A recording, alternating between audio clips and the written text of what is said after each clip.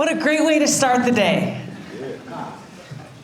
Really, thank you all so much for making the time to come out here on this beautiful Saturday morning. Thank you, Sharon and Steve, for your kind words and introduction in helping to bring this all together. And I want to say thanks to the USF security team who are here on a Saturday morning.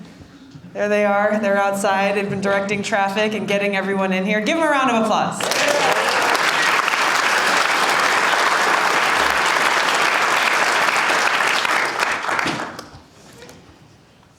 It's tough sometimes when we see what is happening in our country. And when... Tulsi, could you stand up higher? People can't see you in the back. Okay, you guys can't see me in the back? No. Is that better? All right. This is okay. Otherwise, I'll be like a mile away from you guys back there. There are a lot of challenges that we're facing. And it's heartbreaking to see in so many different ways how we're being torn apart as people, how our country is being divided, how that vision that our founders had for us as a country, as a united country with a government of, by, and for the people has been lost. It is hard to see, and it's heartbreaking to see how, because of that, people are suffering. Our family, our friends, our neighbors are dealing with things that we shouldn't have to be dealing with in this country. We're in a place where we have a government that is not of the people, by the people, and for the people, but rather a government that is controlled and influenced by self-serving politicians, greedy corporations, and those special interests who can afford to buy their seat at the table as laws are being made. And who pays the price? We do. Who suffers as a result? We do. Who is left behind? We are. The place that we are in as a country right now is exactly counter to the vision that our founders had for this great country, where we have leaders elected by the people who are of the people and for the people, and whose sole interest and focus is on serving the interests of the people of this country, putting the well-being of our people, our planet, and our future at the forefront of those decisions that are being made.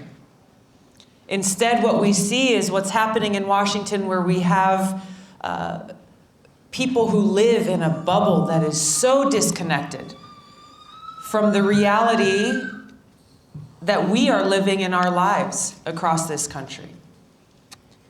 And this corruption of spirit that's casting a dark shadow over us is what we must defeat. And there's only one way to do that. And to me, this is why we're gathered here today, because we care.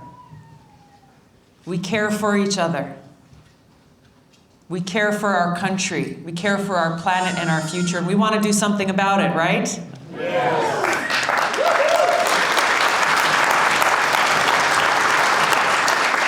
So you are why I am hopeful. Because gathering together in this spirit, the spirit of what we in Hawaii call aloha, is truly the answer of how we overcome the challenges that we face. Now, a lot of people know aloha is a word that means hello or goodbye, right? Because this is how we greet each other in Hawaii. But there's a reason why we start our conversations and our gatherings with this word aloha. Because there is so much power in what it actually means. That when we greet each other with aloha, when we gather in this spirit of aloha, what we're really saying is, I love you. I care for you. I respect you. And I recognize that we are all brothers and sisters.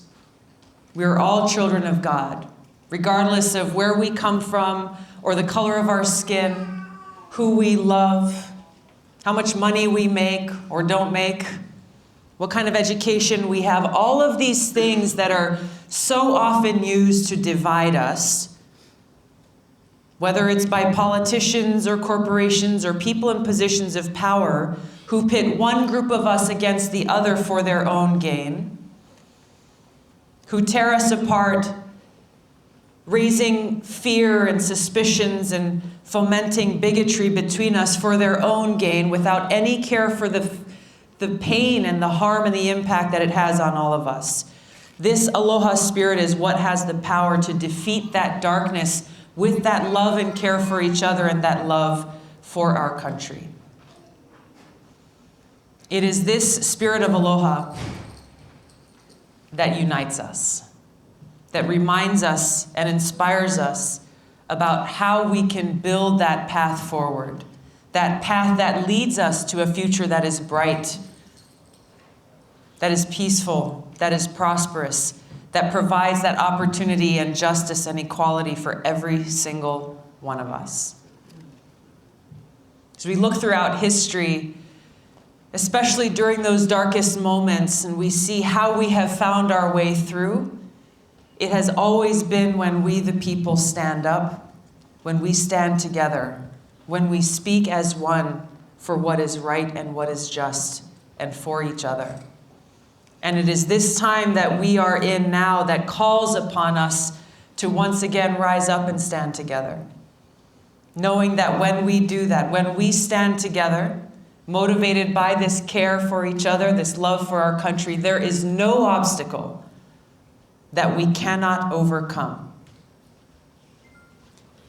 The obstacles seem great, and this is why sometimes it's easy to feel disheartened and frustrated and see, how do we move forward? How can we ever overcome? Just a couple of weekends ago, in the days leading up to the anniversary of Bloody Sunday in Selma, Alabama, I had a chance to go and walk on a civil rights pilgrimage led by Congressman John Lewis, who was one of the youngest leaders of the civil rights movement at that time. And it was an incredible experience to hear directly from him as we walked through those steps, where he and Dr. King and so many others were beaten and bloodied, were called every name under the book, were threatened, their very lives on the line as they worked for justice. They worked for equality. They worked for the right to vote, to make sure that their voices were heard. And it was heart-wrenching to hear from him about what they went through, but so inspiring because of how they responded to that hatred and that darkness, how they responded to that physical violence that they endured. They did not respond to that hate with hate. As Dr. King said, they knew that darkness cannot drive out darkness. Only light can do that. That hate cannot drive out hate. Only love can do that. Their example and those wise words are what inspires us today and show us, that light that path forward for us on how we can bring about the real change that we need to see. How we can pass legislation like Medicare for All to make sure that every single person in this country gets the care that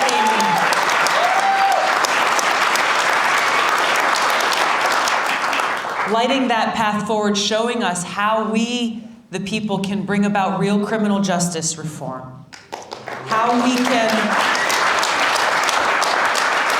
can pass legislation that I've introduced to end the federal prohibition on marijuana. That will have an incredible impact on this country. In this press conference that we held as we were introducing this legislation, which is the only bipartisan piece of legislation to end the federal prohibition on marijuana in Congress, we had a few people there who shared their stories.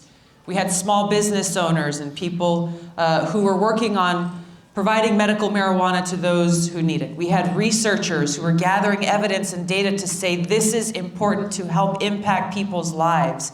We had people who were helping those who are fighting opioid addiction and who were seeing every day how in places where medical marijuana is legal, opioid addiction is dropping. Opioid-related deaths are decreasing, and people who are going through very difficult problems are finally finding help. We also had a guy named Harry from Virginia who was there, who shared his own story about how when he was in college, about 10 years ago, studying computer science, furthering himself and seeking better opportunities, he was convicted of marijuana possession and thrown into prison for 10 years, 2 mandatory minimum sentences of 5 years each because of possession of marijuana. He talked about how his cellmate was convicted of murder, and he got out of prison before Harry did. The injustice that exists within our country because of the failed war on drugs and our broken criminal justice system and who it's impacting has to end so that we don't have another generation of people whose lives are ruined and who we lose to this failed war on drugs.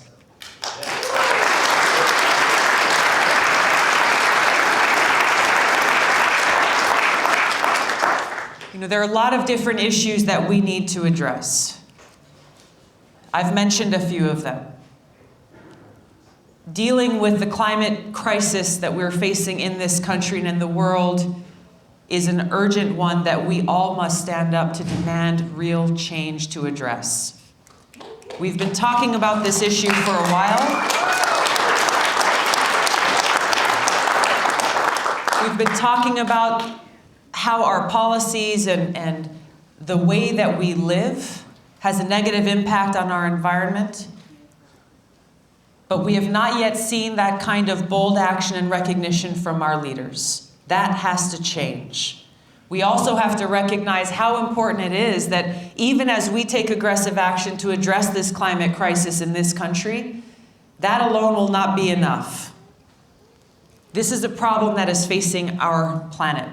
It is facing every country in this world, and in order to tackle it, it will require us to build relationships based on cooperation, not conflict, with other countries in the world, and work together to address this crisis.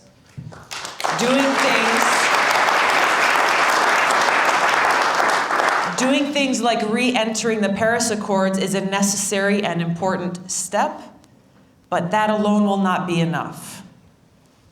Retracting from the world and treating other countries in this zero-sum mentality where you're either with us or against us, with this approach of conflict rather than cooperation, must end, because it threatens our future.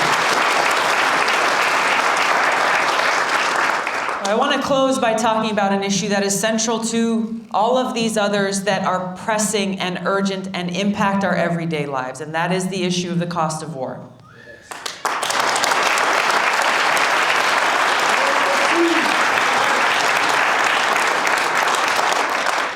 I am a major in the Army National Guard. I've been serving now for almost 15 years. Deployed twice to the Middle East, where I served in a medical unit on that first deployment to Iraq in 2005, where I saw firsthand every day the high human cost of war and who pays the price. I saw it in friends of mine who were killed in combat, who never made that trip home with us. I see it in my brothers and sisters, our veterans, who continue to pay the price after coming home, dealing with wounds, both visible and invisible. The lack of quality care and benefits provided to them to help them when they come home. But the price for these wars that people don't often recognize is the one that every single one of us pays. The fact that we are spending trillions of dollars on wasteful regime change wars on this new Cold War between the United States and nuclear-armed countries like Russia and China as tensions continue to increase.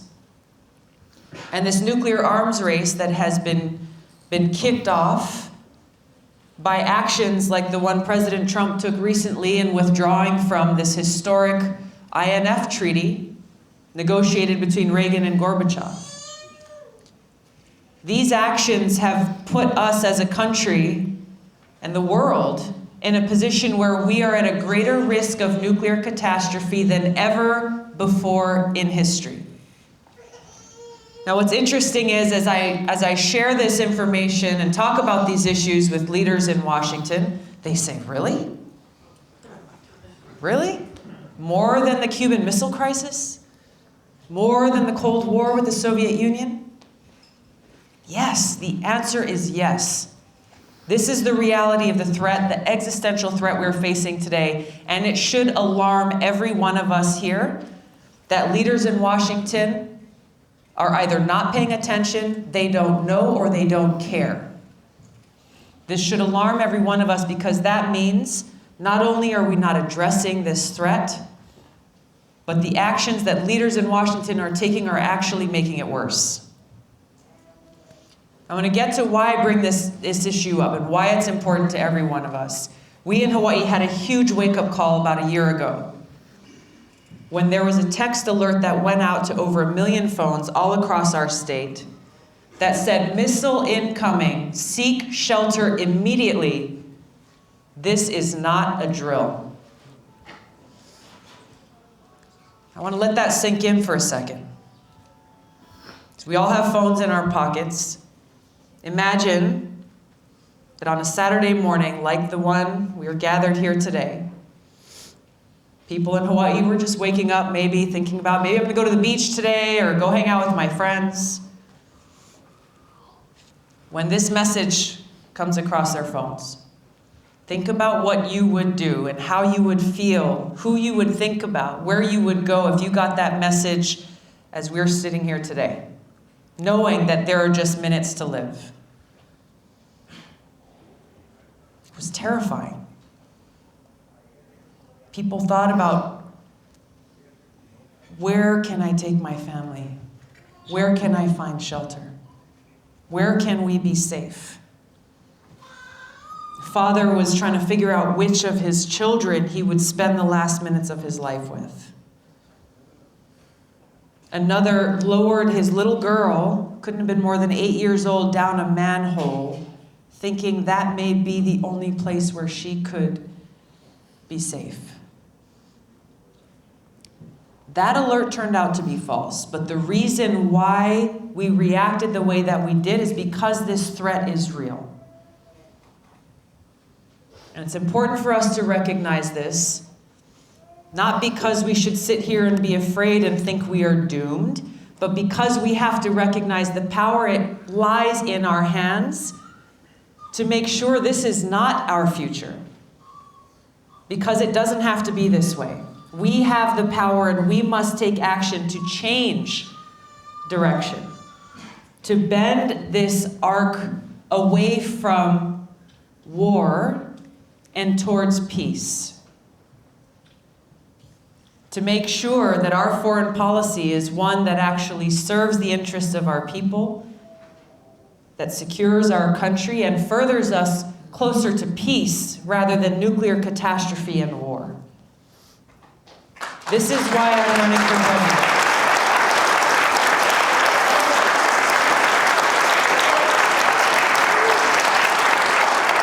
This is why I'm running for president, because none of you should have to go through what we went through in Hawaii.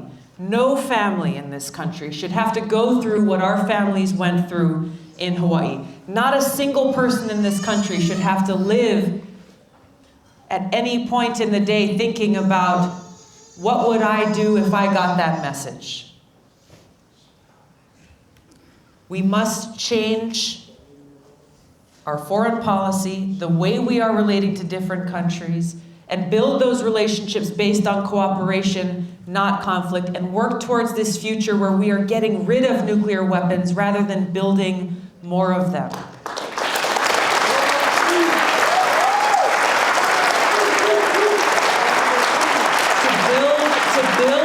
future where we are taking those trillions of dollars being spent on wasteful regime change wars and a nuclear arms race, and taking those dollars and bringing them to serve the needs of people here at home.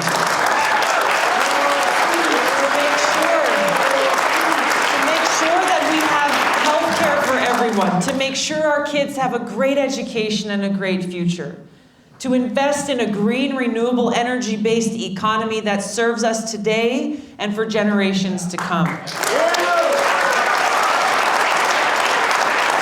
sure that we're investing in the right kind of infrastructure and sustainable agriculture. There are so many things that we need to do right now to invest in a bright future for every single American. In order to do that, we have to change that course that we are on. Take those dollars, end those wasteful regime change wars, this nuclear arms race and new Cold War, and put those dollars, place our priorities where they need to be, which is right here on our people, on our families, and on our future.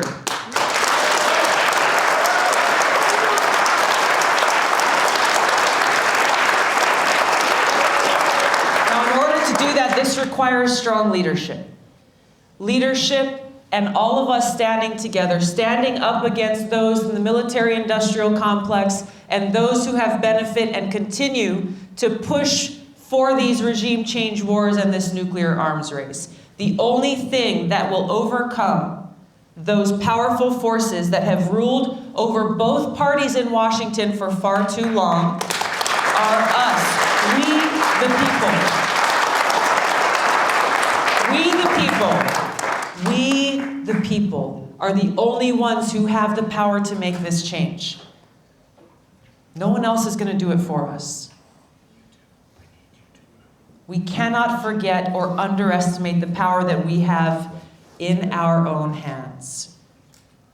And we cannot take lightly the threats that we face and the urgent need for us to stand up, speak out, and make sure that our voices are heard now. Not tomorrow, not next year, not in 5 years or 10 years, now. Our future is in our hands. I ask for your support. I ask you to stand with me so that we together can take these challenges on and shape this bright future for every single one of us. Thank you so much. Aloha. Thank you. Thank you very much.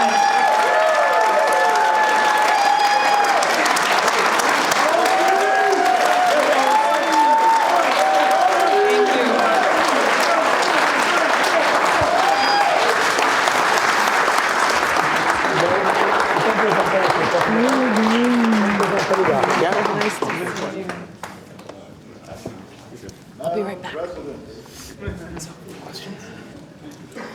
Thank you all so much. We got time for, I talked for way too long, apparently, so we're going to try to take a couple of questions and then hopefully have some time to be able to meet with you here. Yes, sir. Good morning, ma'am. Good morning. Thank you for coming to my alma mater for this town hall. I'm Alan Wong. I'm an elected California Democratic Party delegate. Thank you for your service. And military police lieutenant for the Army National Guard. I am also a military police officer.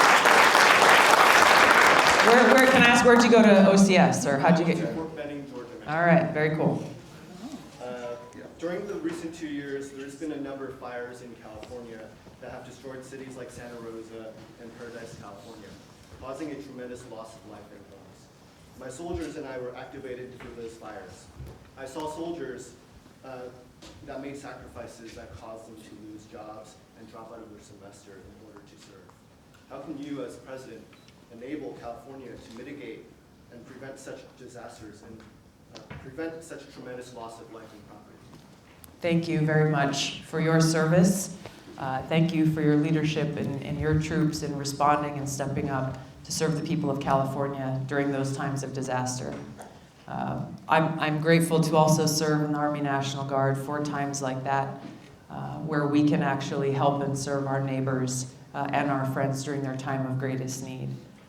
This is a problem that California has felt in such a deep and devastating way, but it speaks to a deeper issue that has impacted and continues to impact families and communities across this country. as we deal with the climate crisis that we're facing and the ramifications of it. This is a problem that California alone can't solve. It's a problem that we need to tackle aggressively and strongly as a country because it is impacting us in different ways and it keeps getting worse. Like I mentioned before, this requires bold leadership, yes, at the federal level, yes, at the state level, yes, at the local level, and in every one of our lives, but also recognizing that this requires a global response to a global crisis. Right now, the leadership in this country is not doing enough to build those partnerships and relationships with other countries to see how we can take that kind of necessary action. That's what I will change, and that's the kind of leadership that I'll bring to the White House as your President and Commander-in-Chief.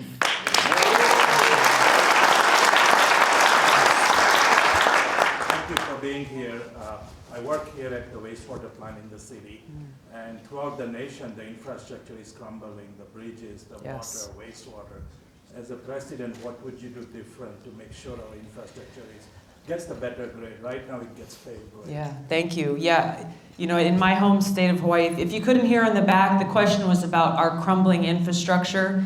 He works in the wastewater programs here in the city, and the woefully lacking resources to address our failing infrastructure. What's happening here is unfortunately a challenge and a problem that every community across the country is facing. The Army Corps of Engineers in my home state of Hawaii alone put an estimate at the infrastructure needs in our little state at over $1 billion. So multiply that by communities across this country, in places here in San Francisco, in places like Flint, Michigan, where people are being poisoned and sick because of their failed infrastructure and polluted water. These are things that are happening all across this country, and people's voices are not being heard about how our failing infrastructure is directly impacting our health and well-being. Passing a big infrastructure bill and making those investments should be something that is a bipartisan concern because it impacts every community in this country. Now, if you look at people in Washington and say, well, look, there's just not enough money. There's just not enough money to make sure that people have clean water to drink. There's just not enough money to make sure that our roads are safe to drive on, that our bridges are not going to fail us. There's just not enough money. But these are the very same people who continue to vote for and to advocate for spending trillions of dollars on wasteful regime change wars or nuclear weapons that make us less safe, that increase suffering in the people in the countries where we wage these wars, that strengthen terrorist groups like ISIS and Al-Qaeda, undermining our own national security. What to speak of the cost that is borne by our men and women in uniform. So you ask what I will change. I will change our priorities in this country and set them right so we stop wasting trillions of all of our dollars on these wasteful, counterproductive wars and dedicate them to rebuilding our infrastructure, to taking care of these urgent needs that we have in communities all across this country. You will hear a lot of empty promises from politicians about all of the great things that they want to do for you.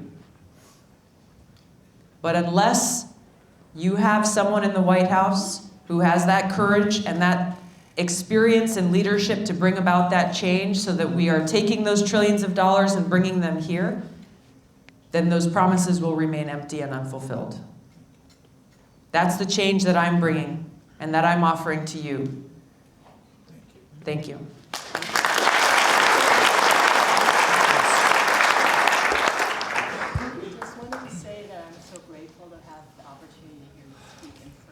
Thank you. Let me hand you this so people can hear you. Okay, thank you.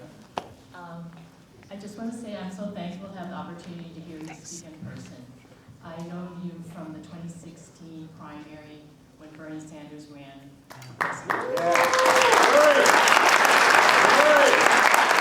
Listening to you today, I feel like you have very similar beliefs and principles in terms of how we see turning this country around. And I'm so grateful because I believe it is unity between people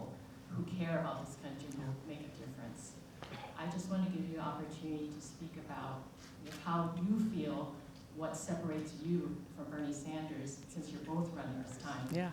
And second, I have a second question also, and that is, I understand you practice the faith of Hinduism, and I'm wondering how that affects how you work as a politician and how it affects your decision making. Thank you.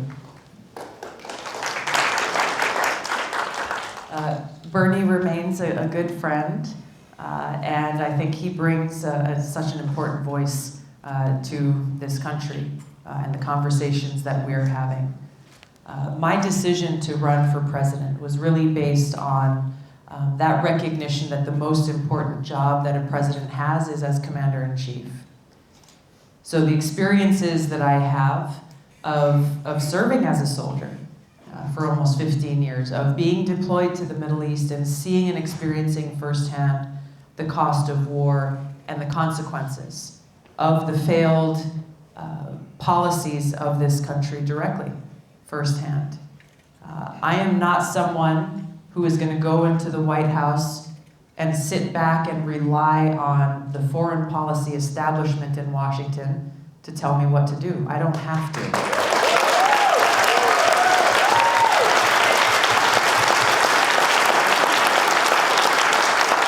That is what differentiates me from every other candidate who's running for president right now, is because I'm walking in on day one with that experience, both as a soldier directly, but also as a member of Congress who served on the Armed Services and Foreign Affairs committees for years, who's engaged with leaders of other countries, who's held the feet to the fire of people like the chairman of the Joint Chiefs of Staff.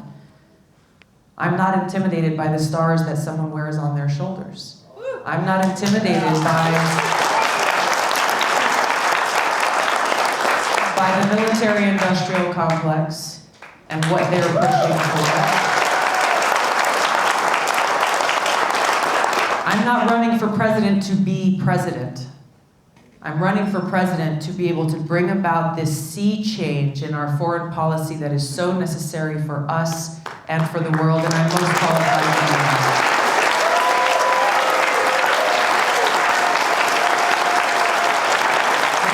One last question, really quick. I want to briefly answer. I'm a practicing Hindu. I practice Bhakti Yoga and Karma Yoga. Dedicate my life to do my best every day, to be of service to God and to be of service to others. That pretty much sums up my spiritual foundation and my motivation throughout my life. Thank you.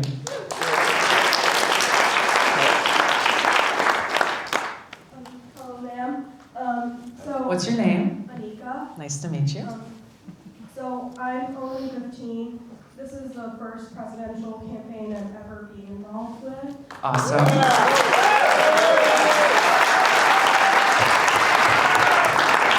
know that you're only in your 30s, and I think it's really endearing that you're running at such a young age.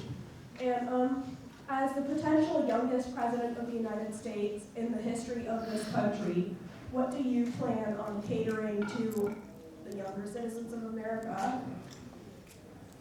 Good question.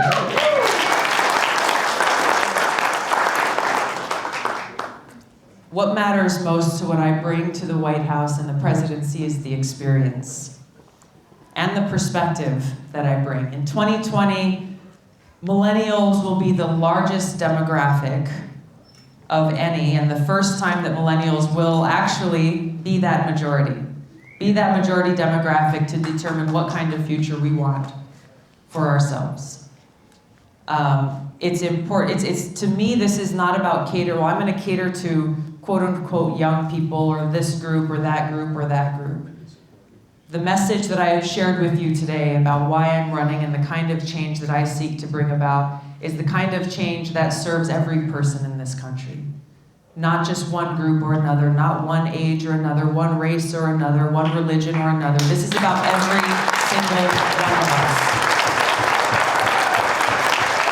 And the key to that, rather than pandering to one group or another, the kind of change that we're talking about is centered around putting people first, putting people ahead of profits, putting people ahead of politics, putting people ahead of the powerful, really working and centering our policies around how does this best serve the people of this country and our planet.